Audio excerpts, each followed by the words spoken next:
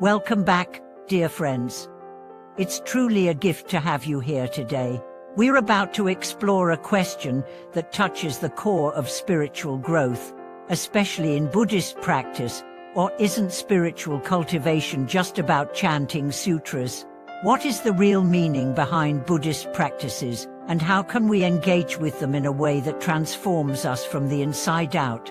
If you've ever found yourself wondering whether simply reciting sacred texts is enough, or if you've questioned the deeper point of your daily spiritual routine, this video is for you.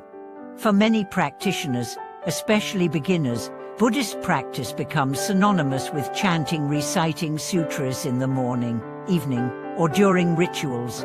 There's a beauty to this, no doubt. The sacred syllables carry ancient wisdom. The sound itself is grounding. The repetition brings a sense of rhythm to one's life.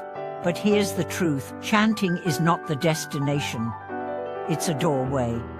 And what lies beyond that doorway is the real practice. Let's begin by rethinking the word practice. To practice means to embody. Not just to speak, but to live. Not just to repeat, but to reflect, respond, and realize. Practice is not what you do when things are calm, it's how you live when life becomes difficult. It's how you show up when no one's watching. It's what you do with your thoughts, your emotions, your habits. One story that illustrates this comes from a young monk named Ravi. He entered the monastery with deep devotion. Every morning, he chanted with perfect clarity.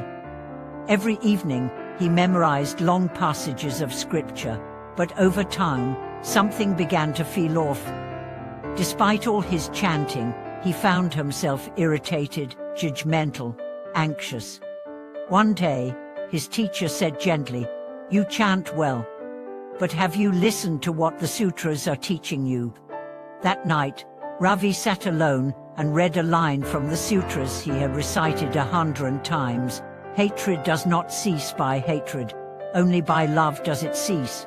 And for the first time, he didn't just repeat the words. He felt them.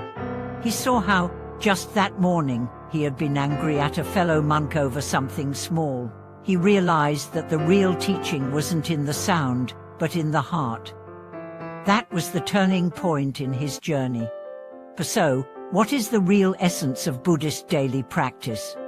It begins with understanding the purpose behind every ritual. Whether it's chanting, bowing, lighting incense, or meditating, none of it is meant to impress a deity or to accumulate points. These are tools, ways to train the mind, purify the heart, and remember the truth. Let's take chanting, for instance. When you chant with mindfulness, you're not just repeating words, you're anchoring your awareness. You're cultivating stillness. You're training yourself to focus, to return, to be present. It's not about finishing the chant, it's about how you're showing up in the chanting. When chanting becomes mechanical, it loses its power. But when done with intention and devotion, even a single verse becomes transformative. Then there's meditation.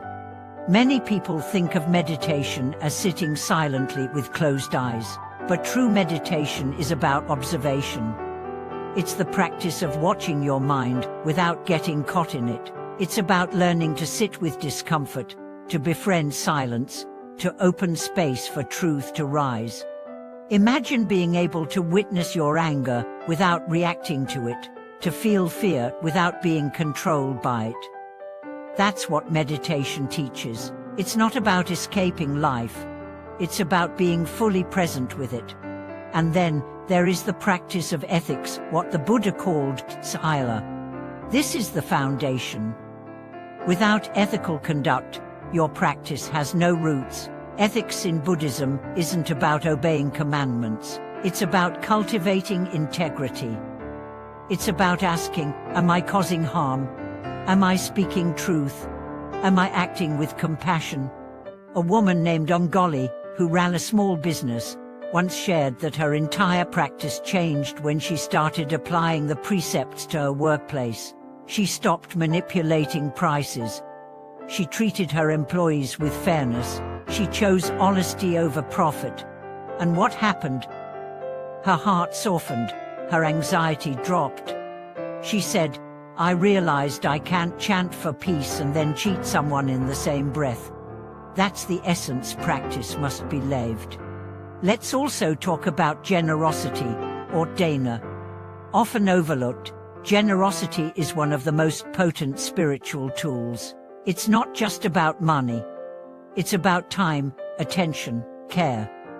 When you give, you break the illusion of separateness. You affirm connection. You free yourself from the grip of mine. There's a saying in the tradition, "The hands that give are the hands that receive peace." Giving purifies greed. It expands your heart. It reminds you that everything is borrowed, including this life. Then there's mindfulness in daily life. Mindfulness isn't confined to a cushion. It's how you walk, how you speak, how you respond to traffic or a rude comment. Every moment becomes your temple. Every breath becomes your practice. One of the most profound stories I've ever heard was about a janitor in a monastery. He didn't chant. He didn't meditate formally. But every time he swept the floor, he did it with total awareness. Every movement was prayer. Every sweep was an offering. And the monks said, "He's the most realized among us." That's the secret. It's not about what you do, it's about how you do it. So why do we still cling to the idea that chanting alone is enough? Because it's easier, it's memorable. You can count how many verses you've recited, you can track your progress, but the real work, changing how you think, how you relate, how you live, is invisible. It's harder, but it's also where the magic is. If you chant but still lie, gossip, cheat, or hold grudges, the chant is not reaching your soul.